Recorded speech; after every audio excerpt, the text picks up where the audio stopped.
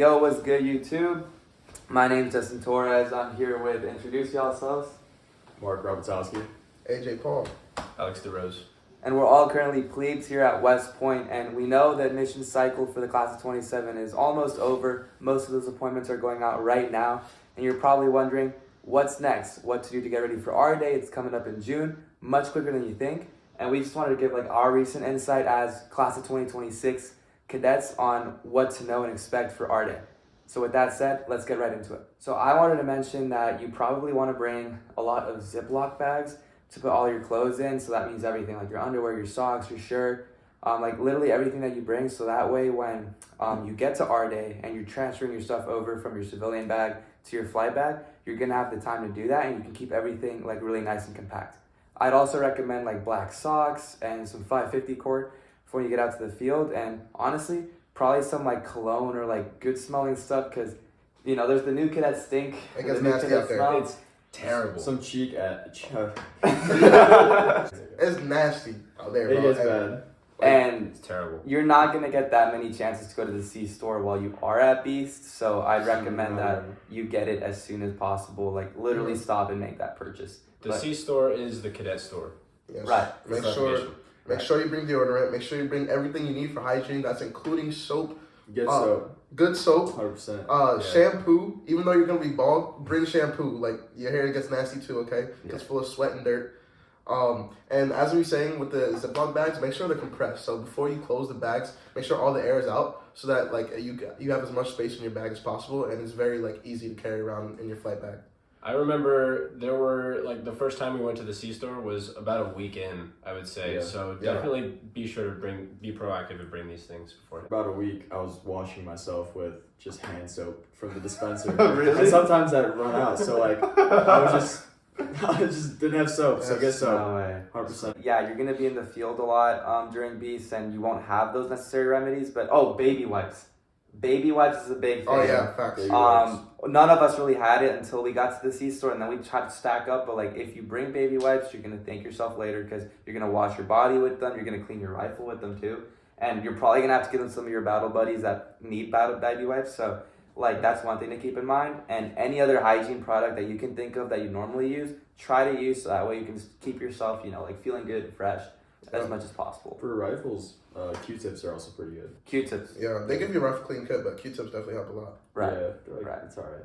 Yeah. I made the mistake of forgetting my underwear, or forgetting a sufficient amount of underwear when I first came here. So I had to wear the issue underwear that they gave us, the tidy whities. Nah, it's a no-go. Bro, I'm telling you right now, they are not comfortable at all. They will wedge up your, oh my goodness. All right, just not a good idea, okay?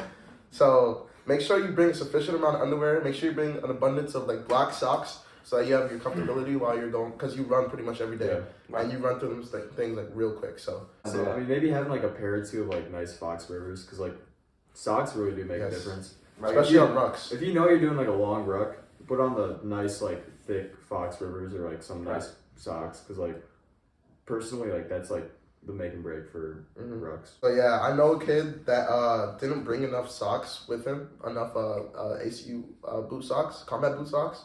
So he had to wear dress socks while we went on a long ruck. It was the march back, I believe. And when I saw his feet, bro, it was full of blisters. It was just not a good time. So make sure you bring Fox Rivers, are a really good band. They're nice and thick, so it keeps your feet nice and protected while you're on the long rucks. If you're going for a more affordable option, I personally didn't have Fox Rivers, because I think they're $16 a pair or something like that, which again, it's a worthy investment, but it's a lot of money.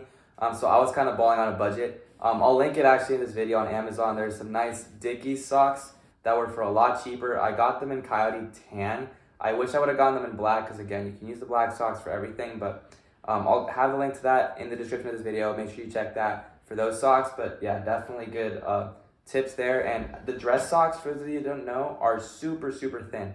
It's almost like a liner. So if you're rocking in those socks, you pretty much have no protection on your feet. And if you have blisters during Beast, you might get on a shoe profile, which is really inconvenient, and you are going to not like your life. Yeah, you don't want to get on a shoe profile. Yeah, that's not it. How else can you prepare physically, right? I think we can all agree that Beast isn't physically hard. you're not going to get put through anything that's like super athletically intense. You're not going to have to do anything crazy. But cardio is a big thing. If you can run, you're going to have a much more comfortable time while you're at Beast.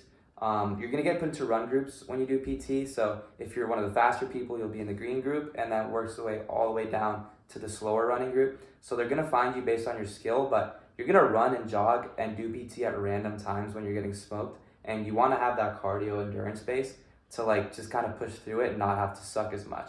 And then my other recommendation is back and legs, because rucking inevitably will probably be something that you are not prepared for unless you've rucked before if you're a prior. And it's going to suck. Your shoulders are going to hurt. Your legs are going to cramp. And even though you're not rucking for super long distances until the march back, which was like 13, 14 miles, it sucks. Like you can be in very good condition, but it breaks your body down. So definitely work on your back and make sure you're lifting and getting your body ready for those types of movements. I remember there was one instance that was probably the most physically tough thing that I've ever done, actually. There was one ruck march that was probably only like 3 or 4 miles long, but about the last mile of it was up this extremely steep hill. The Bull Pond Hill. Yeah, the Bull Pond Hill. that was terrible. Yeah, that's rough. That's Be sure to- that's like killing. That was If you where it's practice locked in. if you practice your rucking, like be sure to go up some hills, Yes. because that will challenge you. Even the priors were saying that was really tough. Well, more important than like, because like rucking you'll get the hang of, but breaking your boots. Because if you're if those boots have never been worn, you're gonna have a terrible time. Like breaking the boots, get them wet. You know, ruck like maybe once or twice, or like go on a little jog, or just go for a walk on them. Like break them in. Yeah. Because it'll be a bad time if you don't break in your boots. I think the most like well-renowned boot is probably the Garmont. That's probably the best one. Well, these are literally the same ones that I used since Beats, so they're pretty scuffed up. The Garmont T8 NFSs. These are the lightweight versions. There's also the Bifidas, which I've never worn. I don't know if you guys I wear them have in those. garrison. They're just like they're nice. They're heavy duty, but those are like really light, breathable, really good like stability. So like I've never even like I've like almost sprained my ankle, and those are saved me. Right, it'll make your life so much easier. There's really good ankle support on these, and yeah, I did break them in before because I was in ROTC for a year before, so I did use these on some rugs and stuff. And I promise you, I actually did not blister once during these. And not only are you going to be rucking a lot, but you're also going to be running in these too. Right. So like, make sure you get yourself a good, comfortable pair of boots. Good pair I would recommend is the Rocky Jungle boots. Those are also very good. Those are good for traction and also very breathable. They have vents in the sides, and they have a neoprene like fabric felt around the top, so you're not getting scuffed up on your ankles or anything. As for physical readiness as well, Beast is not necessarily physically tough, but it's more of a mental game. Okay, so make sure you're mentally ready to like face challenges that you've never really faced before, face new challenges, and know that you will get through it, and know that there's a light at the end of the tunnel. Like at the hill that we were talking about before, a lot of people gave up, but I knew in their heart that they could keep on going, but they just gave up because they thought they couldn't go anymore. Like Alex DeRose, like he was a swimmer in high school. He wasn't the most athletic guy during Beast, but he was able to push through that hill like no one else. You know what I mean? And that's all because of his mental capability. You know, I'm a wrestler, so like the physical part wasn't that tough necessarily, but like I still had to like go into my head and like push myself mentally in order to like push through that hill and through other challenges during Beast as well. Yeah, just drop your ego. You know, don't get in a hissy fit over anything. Don't let it get to your head, because it's all just there to mess with you. So just drop the ego. Never forget that you are more capable of what you think you're able to do. You're always able to push through it, even if every muscle in your body is screaming at you, telling you you can't do this. You can always push that extra step. You can do it. Right, so once you get that in your mind, like, you'll be golden. I remember during the ruck back, I didn't want to do it. It was 13, 14 miles. Like, no one wants to do that. You just want to get back. You've been in Beast for 6 weeks at that point. And I remember, like, hurting. I was cramping. But I told myself, I'm going to keep walking because I'm not going to stop. And I made it to the end. And you'll realize that you're capable of doing so much more than you actually are, right? So don't give up on yourself. Don't feel sorry for yourself. I think kind of segueing into like the mental aspect here. Yeah, you're athletes where you're coming from. You probably did really well for yourself in high school or wherever you're coming from, but you're going to come here and you're going to realize that like you no longer are really anything. Like everyone else has the same type of credentials that you did. Everyone's an athlete. Everyone's an athlete, everyone's a scholar, and a lot of people aren't used to failing. And so you were more likely than not fail at something during Beast. So you need to learn and sort of brace for the fact that you will fail, and you need to recognize that you need to bounce back from that. I remember like some of our company mates were falling out during a ruck, and we would help like push them up, give them a little lift up the hill if they're having a little bit of trouble. If I needed, you know, a little bit of a motivator, I know I can rely on Alex. Like you tell me like, hey, lock in, bro, and I can do the same thing for him. You know what I mean? Right. So that camaraderie that we have will definitely push you through the challenges that you're gonna go through. Don't try to be a freaking Dick Winters and Band of Brothers. Like, that's not what you are, okay? Like, you're a new cadet at West Point, and act like it's, like, be there, listen, receive instruction, and just try to be a sponge to everything that they tell you, and go in with that mentality, and you will probably have a better time at Beast than a lot of people do. Additionally, as well as not standing out to your peers, don't stand out from your peers, because your cadre will find that out. They will see that, and they will make sure that everyone else knows it as well. So as far as airports, I'd recommend going to either LaGuardia or Newark. Newark is definitely the most popular option. You can fly to LaGuardia, Newark, JFK. There's also an airport in White Plains. It's called Stewart. It's HPN. It's a smaller airport, but some people fly there. And then there's Stewart, where I've been once, but that rarely runs any flights. So you're really doing JFK, LaGuardia, and Newark. Stewart and HPN are both very expensive. And it's not worth it. Yeah. Just pay the extra fare for driving, even though the other ones may be closer. Just don't do that to yourself. Try to go to Newark, maybe LaGuardia if you can't get Newark, because JFK is like on the south part of the Queen. It's a little further, and the airport is also really congested. I personally don't like it. But yeah, LaGuardia or Newark. As far as like when to go for our day, I don't plan on flying I wouldn't plan on flying the day before our day. Try to get there 2 days in advance so you can sort of get settled in your hotel, and then get to West Point either 2 days or the day before so you can get the visitor's ID. That was a big mistake that we did. We didn't get there until the day before our day until like noon. So by the time we got to the visitor center to get that guest ID that your parents are going to need, and your siblings and your family to get on post to see you for the future, there was a really long line. We were waiting there for like 3 hours in the hot sun the day before our day. Yeah, unless your parents have like a DAD ID. Right, unless your parents are military, you won't have that issue. But for me, like my parents aren't military, so we had to do that. And then as far as like hotels, the Thayer Hotel, good luck getting the Thayer. I've never stayed at the Thayer, and it's also really expensive. It gets booked. I tell your parents to book that 2027 graduation. Yeah, literally. Yesterday we were walking back into post, and we saw the 2027 graduation tickets, which are probably sold out at Probably sold out right a now. day later. Yeah. So yeah, really try to look at the West Point Motel. There's also a I want to say a Holiday Inn somewhere. It's also expensive. They're all expensive. They're especially They for our never day, because they have all the dates for like the big events, so it's gonna be jacked up.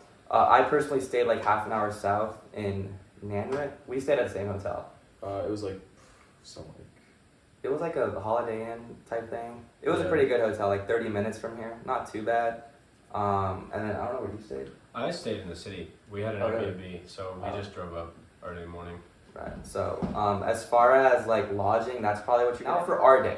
Right, specifically, what to expect for our day, how is reporting going to work, and what's going to actually happen on our day. Judging from our reactions, our day is honestly not that bad. I actually think it's one of the better days of Beast, because you get there and it's like a fresh shock, and you're like, oh my god, like I'm actually here. Cool. Yeah. Right, so it's the experience for sure, because like right. you see the videos and it's exactly like the videos. Yeah. Like it's exactly what you're thinking it is. Yeah.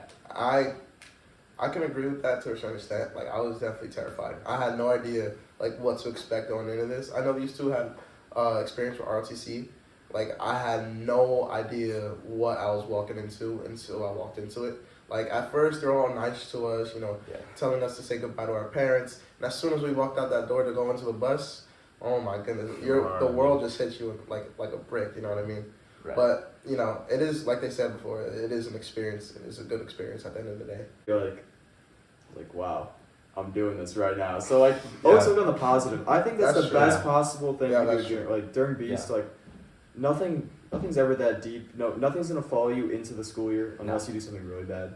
Yeah. Like, you just live out day to day and just look on the bright side. You know, Hey, remember that you're living your dream. Bro. exactly. Yeah. It's a big thing. Like, sorry, it's easy to forget that you're at a place where you apply. You work so hard throughout high school to get into. Yeah. And you got to be appreciative of where you're at the moment, you know what I mean?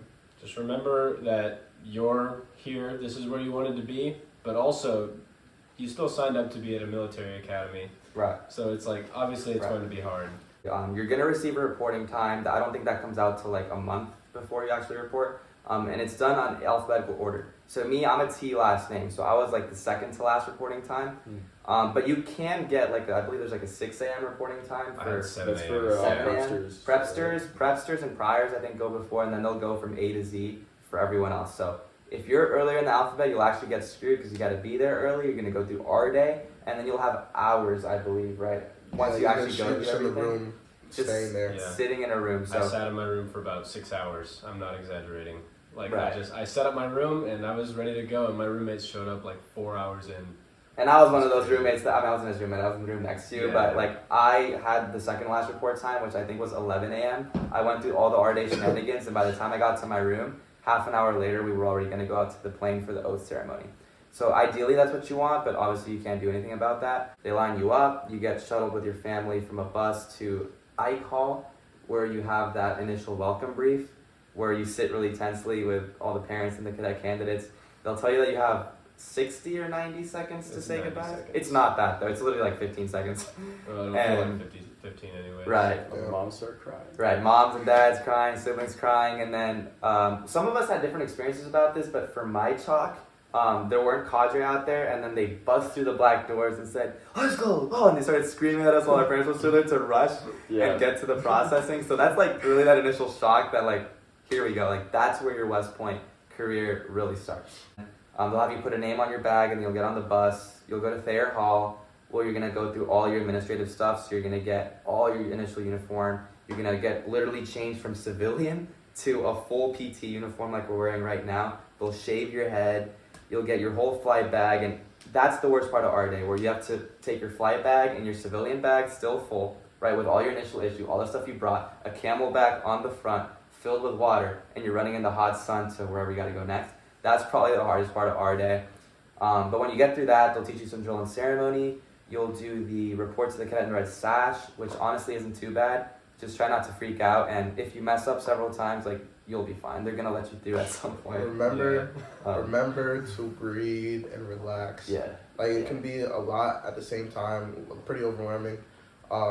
Just remember to like take a step back, remember where you are, breathe, and Right. focus on the task at hand, and Right. you'll be fine.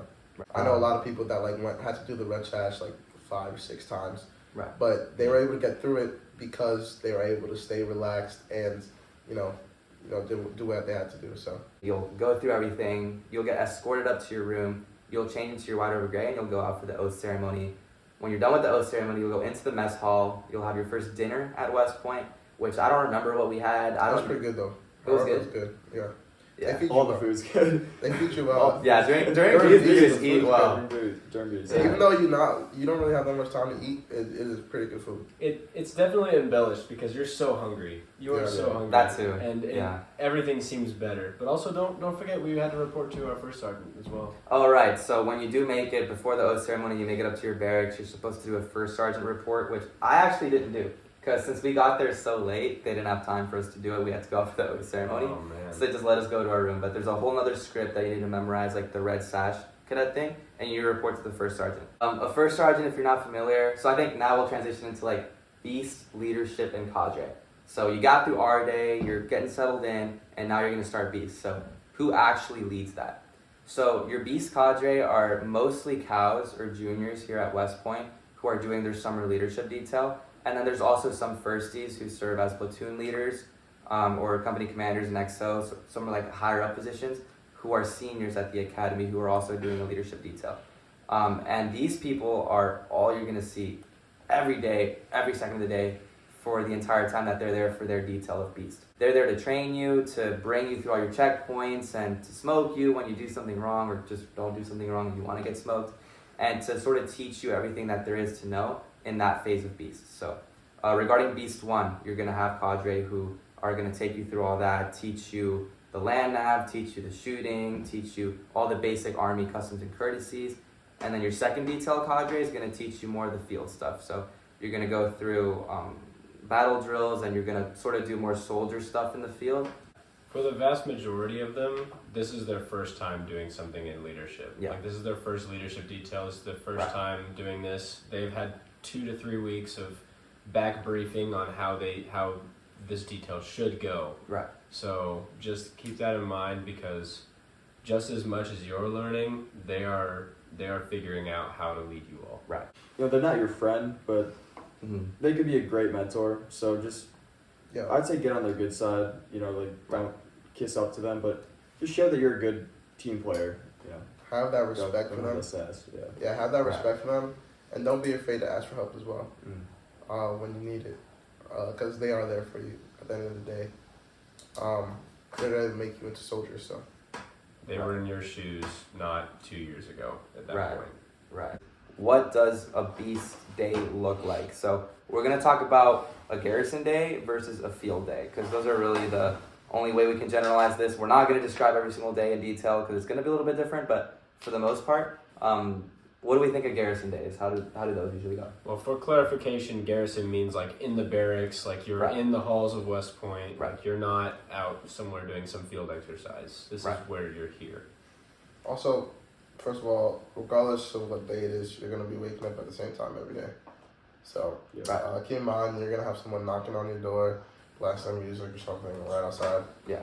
At like 4 a.m. every day. Yeah, Wakey! It's and not wakey. quite knocking. I think knocking is No, not. it's- right. And it's very It's first like step. you're having your Right. having your door kicked down every morning. Indeed. Yeah. Indeed.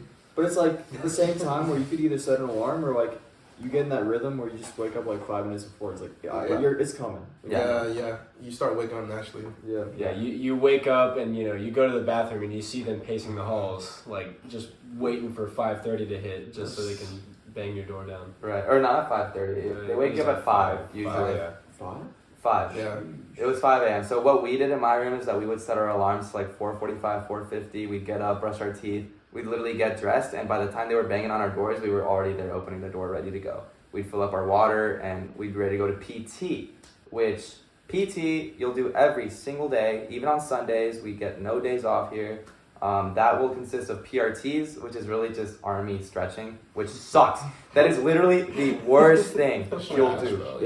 You're literally rolling around in the wet grass. Oh my god. I hate it, bro. That is probably actually I think the worst thing. You're gonna rotate like through like 5 different workouts. Either run, do a different kind of running.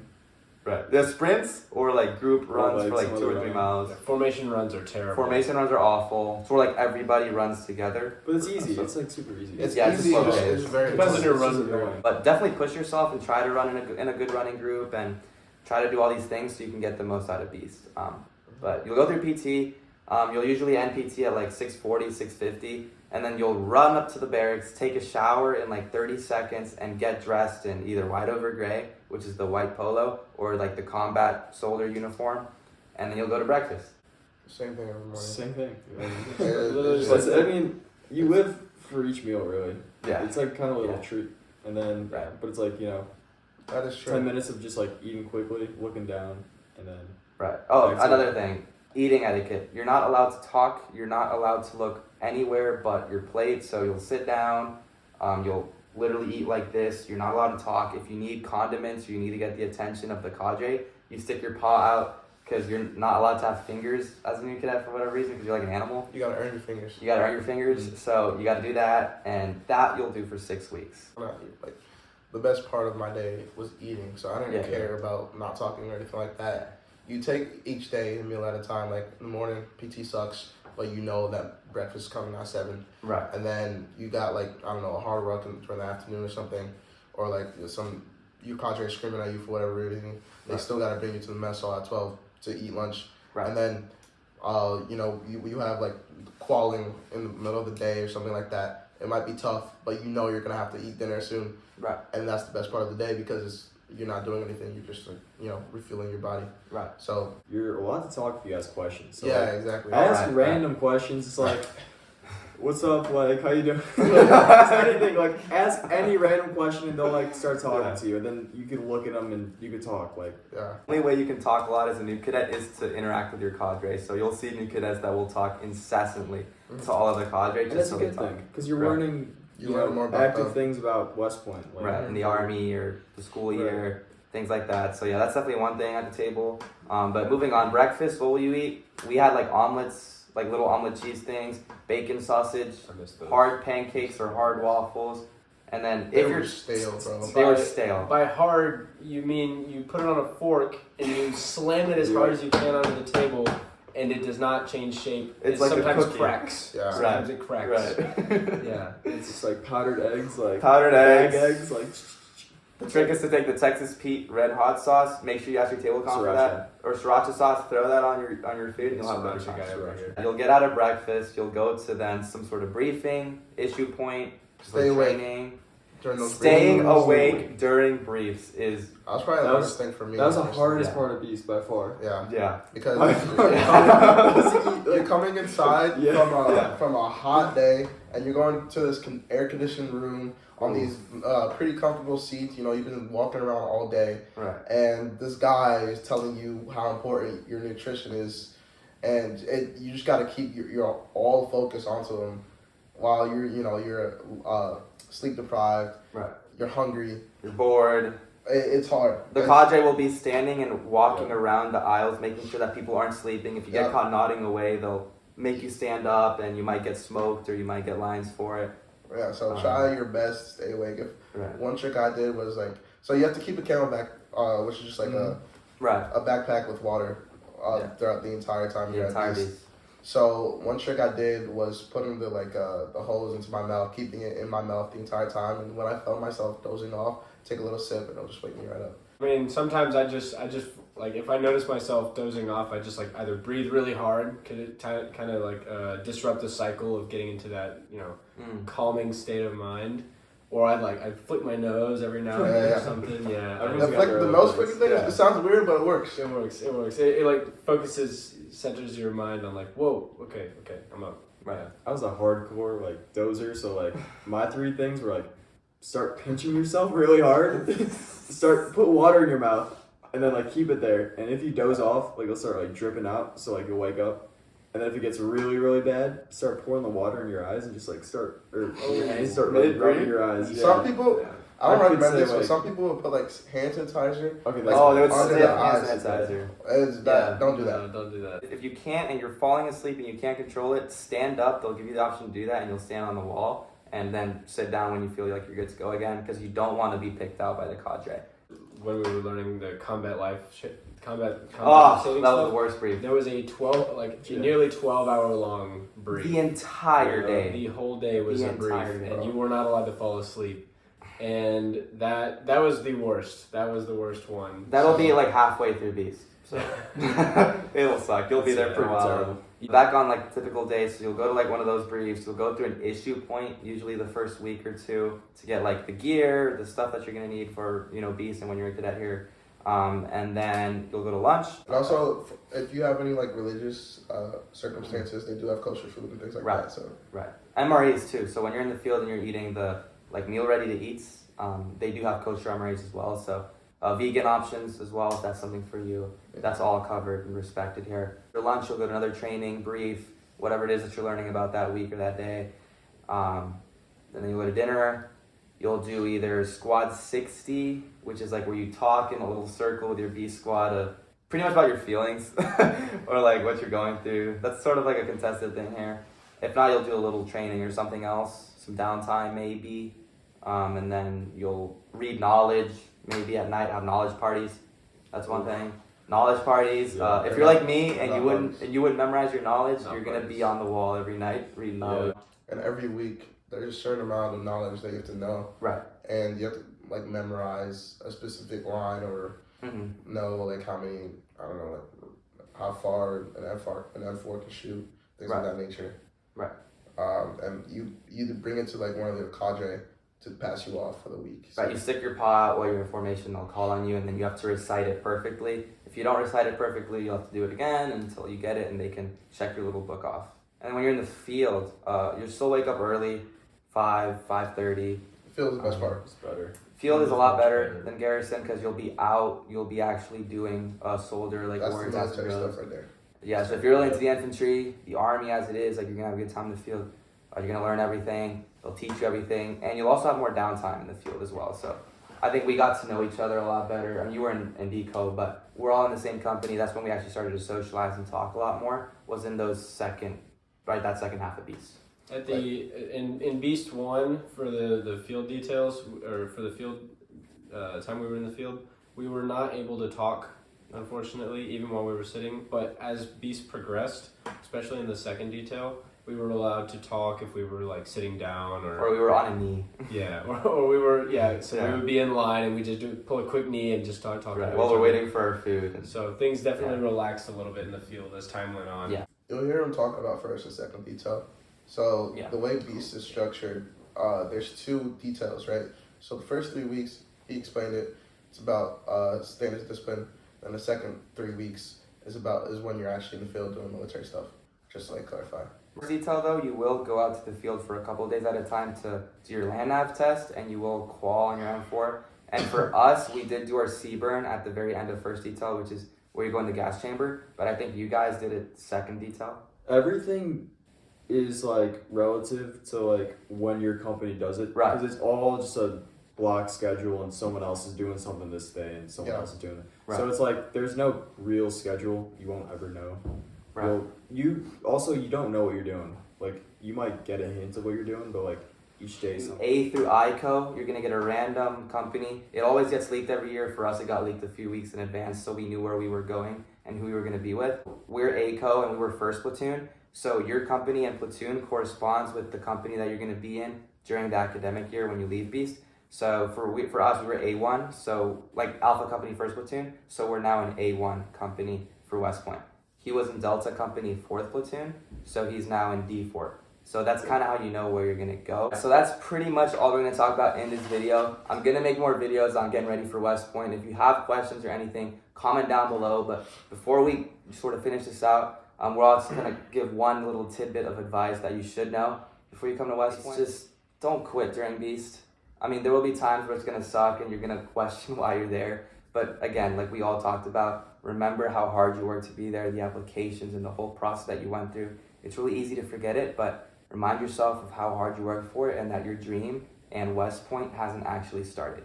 Beast is not West Point. The academic year is completely different, so keep that in mind and just push through Beast, no matter how challenging it may be. A little tip from me, it's a little more tangible, but for the field, I would recommend another item on your packing list. Get like a mosquito bug net for your head. Oh, yeah. Go to your nearest Walmart and just get a little net for your head. Yeah. Prevents all the bugs from getting on your face. I was jealous of that. That was very nice. Yeah. Like I wouldn't wake up with bugs on my face, and it was worth it. Tip I would say, probably bring a journal. So that you can write down your thoughts, maybe write down letters to your parents. It's a good way to keep connected with the outside world, and bring yourself throughout Beast. Maybe write poems if you're into artsy stuff like that. Yeah, I journaled every single day of Beast, so I still have the journal. It's just random thoughts that I jotted down at night. That's a good idea for sure. Definitely the journaling, because you're gonna look back, a couple years even, look at the funny memories. You're not really gonna remember much, to be honest, because it's just a tiny blip on your career. So don't worry about it too much. It's not that deep. That was one of my favorite quotes or sayings in my PSG, and just day by day, it's not that deep. Also, get a hardcover journal, because my journal is absolutely destroyed. You're gonna be carrying that journal 24/7, and with the rain and being in the field 24/7, it gets very dirty and very wet quickly. So try to get a hardcover journal if you can. With that said, y'all, that's about the video. Like, comment, subscribe to see more content. We can't wait to see the class of 27 here in just some short months. It's gonna be a great time, y'all. I promise. We are not gonna be this nice, but yeah. We will not be, but We're coming. We're coming.